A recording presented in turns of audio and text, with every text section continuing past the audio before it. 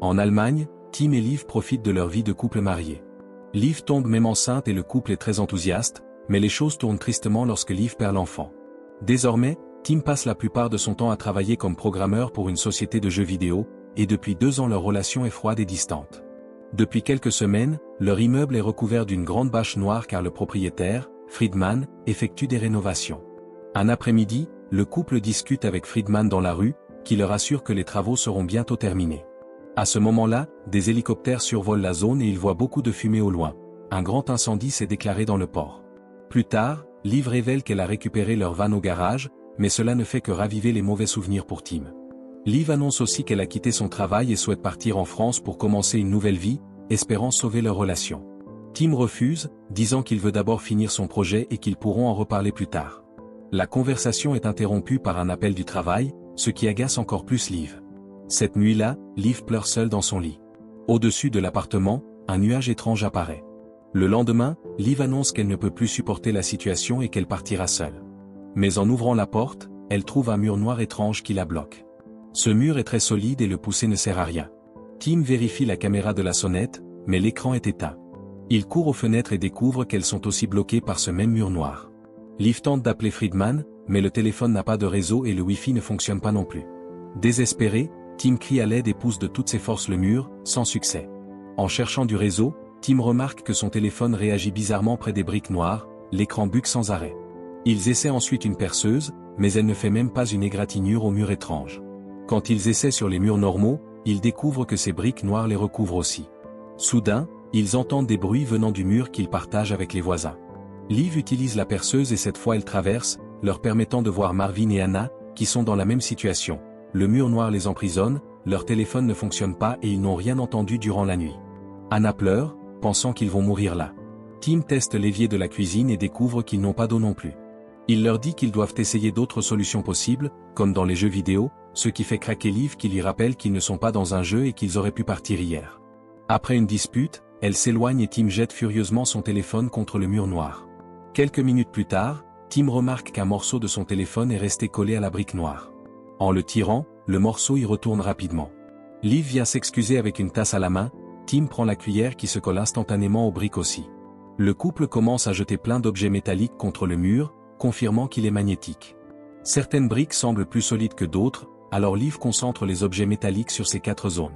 Les objets commencent à vibrer et à s'envoler, alors Tim pousse Liv au sol pour les éviter. Parce que Tim a joué le rôle de bouclier, certains objets restent douloureusement coincés dans son dos. Liv les enlève doucement et nettoie ses blessures. Plus tard, en prenant un goûter, ils entendent des cris chez leurs voisins. En regardant par le trou, ils voient que l'appartement est en désordre, les bruits indiquant une dispute et des objets jetés au sol. Soudain, tout devient silencieux, ce qui inquiète Tim et Liv qui commencent à élargir le trou dans le mur. Après beaucoup d'efforts, Tim attrape une batte et le couple entre dans l'appartement. En fouillant, ils voient des traces de sang sur le tapis et trouvent Anna au sol qu'ils aident à se relever. La femme sort de la chambre, mais Tim est attaqué par Marvin qui essaie de l'étrangler avec la batte. Liv revient rapidement et utilise un spray pour les yeux de Marvin, puis Tim le frappe avec la batte. Marvin crie et menace de faire pire si Anna est de nouveau agressée. Cependant, Anna revient protéger Tim en expliquant qu'il ne lui a rien fait et qu'elle a accidentellement frappé Marvin en essayant de frapper le mur. Liv et Tim restent méfiants et attachent les mains de Marvin jusqu'à ce qu'il soit sobre. Ensuite, Tim trouve une porte indiquant « interdiction d'entrée ». Il la force, mais en gérant les lumières vacillantes, il ne remarque pas que les briques noires sur la fenêtre brillent une seconde. Liv vient l'aider à chercher et il trouve plusieurs caméras numériques et une hache. Tim essaie la hache sur la porte sans succès. Marvin se réveille alors, ne se rappelant de rien, mais s'excuse quand il lui explique. Il s'était énervé après avoir pris trop de médicaments suite au coup d'Anna. Le couple s'excuse mutuellement et s'embrasse. Pendant qu'ils s'ignorent, Liv a une idée, elle dessine leur immeuble sur le mur et explique qu'à cause de son âge, il doit y avoir un abri anti-atomique au sous-sol avec un tunnel menant au métro. La clé est de descendre. Tim commence à casser le sol et ils sont heureux de voir que les briques noires ne le bloquent pas. Après un moment, ils font un trou assez grand pour passer. Tim descend en s'aidant de draps en corde et trouve Oswald qui lui pointe une arme. Tim explique qu'il ne veut pas le voler, mais Oswald n'écoute pas. Heureusement, sa petite fille Léa l'interrompt, soulignant qu'ils seront morts dans quelques jours s'ils ne coopèrent pas. Les autres descendent aussi et Léa leur apporte une échelle pour le prochain trou. Tim enlève enfin le ruban adhésif des poignets de Marvin, ce que Oswald trouve suspect. Pendant que Marvin commence à casser le sol, Léa est frustrée car son téléphone ne peut envoyer aucun message. Elle révèle aussi qu'elle s'est disputée avec sa petite amie la veille, qui est partie, et qu'elles ne se sont pas parlé depuis. Léa explique avoir déjà vu le mur noir à 4 heures du matin en se levant pour aller aux toilettes. Tim remarque quelque chose d'étrange dans le détecteur de fumée et l'ouvre, il y trouve une caméra. Il demande à Oswald, qui ignorait sa présence, et Oswald explique que Friedman a organisé cette installation. Le groupe vérifie aussi le détecteur de fumée dans la cuisine et découvre une autre caméra. Il semble que Friedman les ait filmés. Le groupe passe de l'autre côté et découvre une immense collection d'objets exotiques, dont une lame ancienne que Marvin prend. En fouillant les lieux, il trouve Friedman mort au sol, sans ses bras. Tandis que Marvin court vomir, Liv fait une crise de panique. Tim essaie de la calmer, mais elle s'enfuit. Tim prend alors le téléphone de Friedman et y découvre des photos des murs noirs. Ensuite, le groupe retourne à l'autre appartement et commence à casser le sol. Il demande à Oswald s'il a entendu quelque chose de chez Friedman, mais il n'a rien perçu. Très nerveux, Oswald prend ses médicaments avec l'aide de Léa. Liv lit le journal et se demande si l'incendie du port est lié, mais Tim pense que c'est trop éloigné. Soudain, le sol s'effondre et la plupart d'entre eux tombent dans l'appartement en dessous, s'évanouissant sous le choc. Liv descend avec l'échelle pour vérifier Tim, qui reprend conscience, endolori mais indemne. Les autres se réveillent aussi avec des blessures mineures. Oswald, inquiet de se blesser en descendant, est soutenu par tous pendant que Léa insiste pour ne pas le laisser. Dans ce nouvel appartement, il rencontre Yuri, un ami d'Anton, un locataire décédé d'une crise cardiaque soudaine. Yuri accuse les propriétés magnétiques du mur d'avoir perturbé le pacemaker d'Anton. Léa remarque cependant une accumulation étrange de papier et devient suspicieuse. Yuri pense que les murs noirs ont été installés par elle, état profond, pour les protéger et refuse de partir. Les autres rejettent son idée et reprennent le creusement. Yuri explique qu'Anton était obsédé et stressé, ce qui aurait affaibli son cœur. Dès qu'elle quitte la pièce, Yuri détruit un papier. Le trou est vite terminé et le groupe atteint enfin le sous-sol. Ils ouvrent une vieille porte menant à un couloir avec une sortie scellée indiquée comme reliée à des abris. Liv frappe la porte et l'ouvre, mais derrière se trouve aussi un mur noir. Marvin, pris de rage, tente de l'abattre avec une masse, forçant Tim à l'arrêter et Oswald à pointer son arme. Marvin feint de se calmer puis prend l'arme et tire sur le mur. À la stupeur générale, les balles restent suspendues dans l'air, repoussées par un champ magnétique. Tim, se souvenant de l'effet précédent, fait se baisser tout le monde avant le rebond. Malheureusement, Oswald est trop lent et une balle le tue. Léa s'effondre en larmes sur son corps. De retour dans l'appartement, Anna se demande s'ils ont été choisis.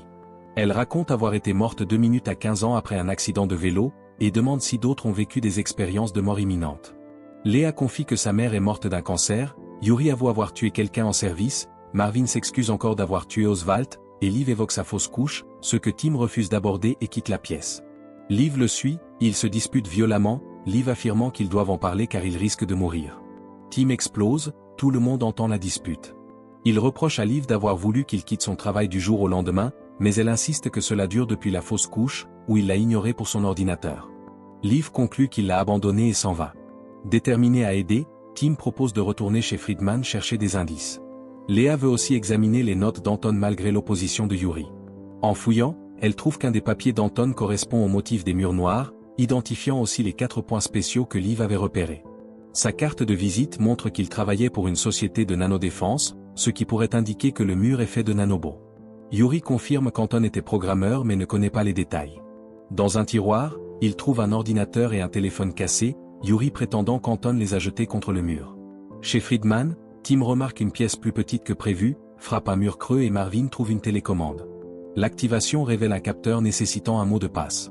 Tim souffle sur les boutons pour voir ceux les plus utilisés, réduisant les possibilités à 24. Léa et Liv continuent à fouiller et trouvent le mot « code » sur un papier. Yuri rit soudainement, affirmant que de la radiation mortelle pourrait entrer s'ils ouvrent le mur, mais Anna les interrompt, ils ont trouvé quelque chose. Après quelques essais, Tim entre le bon mot de passe, ouvrant une porte secrète révélant des ordinateurs espionnant tous les appartements via les détecteurs de fumée. En explorant les vidéos, Tim tombe par erreur sur une scène intime entre Marvin et Anna, puis trouve les images du nuage noir faisant apparaître le mur à la fenêtre. Il voit aussi le corps d'Anton dans un autre endroit que celui décrit par Yuri. Quand Liv se retourne pour lui demander, Yuri apparaît alors derrière lui. Dans la salle informatique, les autres regardent un extrait vidéo d'Anton avant sa mort. Il est hors champ, mais il remarque des lumières qui clignotent et le soleil passant par la cage d'escalier, ce qui signifie qu'Anton a réussi à ouvrir le mur noir. Anton réapparaît dans le cadre lorsque Yuri le pousse pour l'étrangler à mort. Quand Marvin entre dans la chambre d'Anton, il trouve Yuri en train de brûler tous les papiers et Léa morte au sol. Yuri s'approche avec un papier en feu à la main, affirmant que le mur est là pour les protéger. Bientôt, Tim arrive avec l'arme d'Oswald et trouve Yuri en train d'étrangler Marvin. Yuri lâche alors sa victime et se bat avec Tim pour l'arme, tirant au plafond durant la lutte. Marvin se cogne la tête en tombant et perd connaissance. Une fois Tim désarmé, Yuri le frappe et commence à l'étrangler. À ce moment, Marvin se réveille et donne un coup de pied au visage de Yuri avant de récupérer l'arme. Juste avant de tirer, Liv arrive pour l'arrêter, disant que Yuri pourrait savoir comment sortir. Yuri tente de nouveau d'attaquer, alors Tim le frappe pour l'assommer. Pendant que Liv ferme les yeux de Léa, les hommes ligotent Yuri. Tim fouille le sac de Yuri et trouve des livres sur des théories du complot. Liv explique aux autres que Yuri a probablement tué Léa parce qu'elle avait trouvé une issue, comme Anton. Anna retourne vérifier les caméras tandis que Liv et Tim examinent les morceaux restants des papiers brûlés. Le mur est composé de briques de tailles différentes, ce qui n'a pas de sens. L'un des papiers décrit un motif et Tim réalise qu'il s'agit d'un code semblable au morse, qu'Anton a probablement décrypté. Liv lui montre la carte de visite d'Anton et Tim remarque que l'adresse de la société se trouve au port, là où l'incendie a eu lieu. Le groupe réveille Yuri qui refuse de parler, alors Marvin le frappe. Tim tire sur le mobilier derrière Yuri pour montrer qu'il est sérieux, ce qui le rend sur quelques secondes. Yuri explique que le mur est un système de défense accidentellement activé par l'incendie du port. Marvin ne fait pas confiance à Yuri, qu'il traite de paranoïaque, et commence à le frapper, obligeant Tim à l'en éloigner. Anna annonce alors avoir trouvé quelque chose. Anton avait programmé une application sur son téléphone pour scanner les briques, qui forment un code QR. Les 4 points spéciaux doivent être activés, par la lumière pour ouvrir le mur.